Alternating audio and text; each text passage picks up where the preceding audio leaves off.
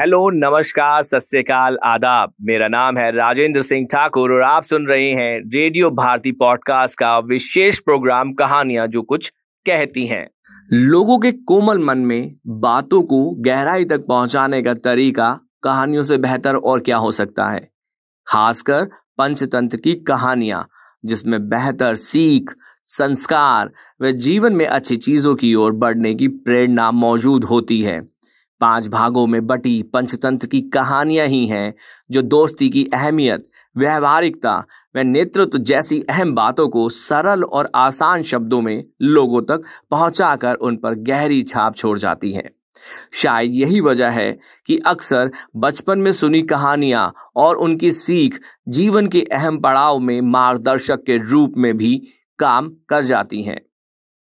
बैर, दोस्ती, दुश्मनी, दोस्तों के होने का लाभ, कर्म न करने से होने वाली हानि, हड़बड़ी में कदम उठाने से होने वाले नुकसान जैसी कई पंचतंत्र की कहानियां आप तक इस प्लेटफॉर्म के जरिए हम ला रहे हैं। हम इन कहानियों के माध्यम से बच्चों को खुशी देने और उनका मन बहलाने के साथ ही उनके अंदर नैतिकता व सदाचार के भाव को पहुंचाने का प्रयास कर रहे हैं। तो देर किस बात की है, तो हम शुरू करते हैं ये शिक्षाप्रद कहानियां। कहानी का शीर्षक है बंदर और खरगोश। एक बड़े से जंगल में एक बंदर और एक खरगोश बड़े प्यार से रहते थे। दोनों में इतनी अच्छी दोस्ती थी कि हमेशा एक साथ खेलते और अपना सुख दुख बांटते थे। एक दिन खेलते खेलते बंदर ने कहा, मित्र खरगोश, आज कोई नया खेल खेलते हैं। खरगोश ने पूछा, बताओ कौन सा खेल खेलने का मन है तुम्हारा? बंदर बोला, आज हम दोनों को आंख मिचौली खेलनी चाहिए। खरगोश हंसते हुए कहने लगा, ठीक है, खेल लेते हैं, बड़ा मजा आएगा। दोनों यह खेल शुरू करने ही वाले थे कि तभी उन्होंने देखा कि जंगल के सारे पशु पक्षी इधर उधर भाग रहे हैं। बंदर ने फुर्ती दिखाते हुए पास से भाग रही लोमड़ी से पूछा, अरे ऐसा क्या हो गया, क्यों सब भाग रहे हैं? लोमड़ी ने जवाब दिया, एक शिकारी जंगल में आया है, इसलिए हम सब अपनी जान बचाकर भाग रहे हैं। तुम भी जल्दी भागो वरना वह तुम्हें पकड़ लेगा। इतना बोलकर लोमड़ी तेजी से वहां से भाग गई।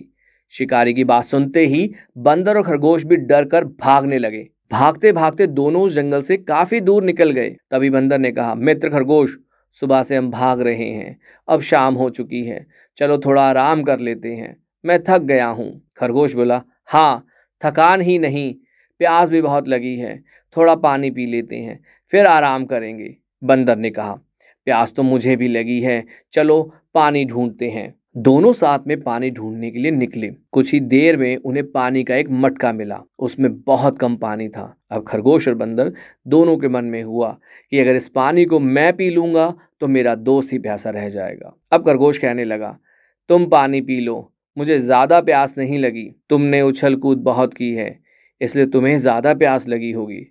फिर बंदर बोला, मित्र, मुझे प्यास नहीं लगी है, तुम पानी पी लो, मुझे पता है तुमको बहुत प्यास लगी है।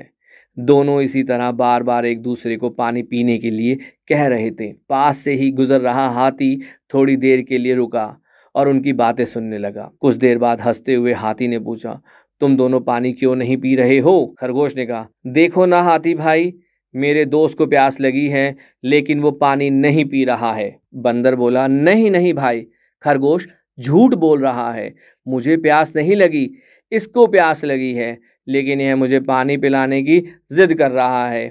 हाथी यह दृश्य देखकर बोलने लगा, तुम दोनों की दोस्ती बहुत गहरी है, हर किसी के लिए यह एक मिसाल है, तुम दोनों ही इस पानी को क्यों नहीं पी लेते हो?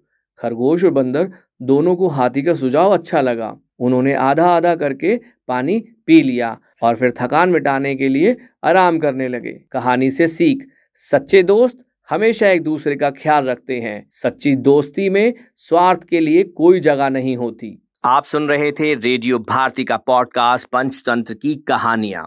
अगर आपको हमारे पॉडकास्ट का यह एपिसोड पसंद आया है तो पॉडकास्ट पेज पर दिए गए फॉलो बटन को जरूर दबाएं ताकि ऐसे ही और एपिसोड आप मिस ना करें। पसंद आने पर अपने दोस्तों और जानने वालों से ये सीरीज शेयर करना ना भूलें। अपने सुझाव यानी सजेशन के लिए आप हमें सर्च कीजिए सोशल मीडिया पर रेडियो भारती के नाम से। तब तक के लिए धन्यवाद।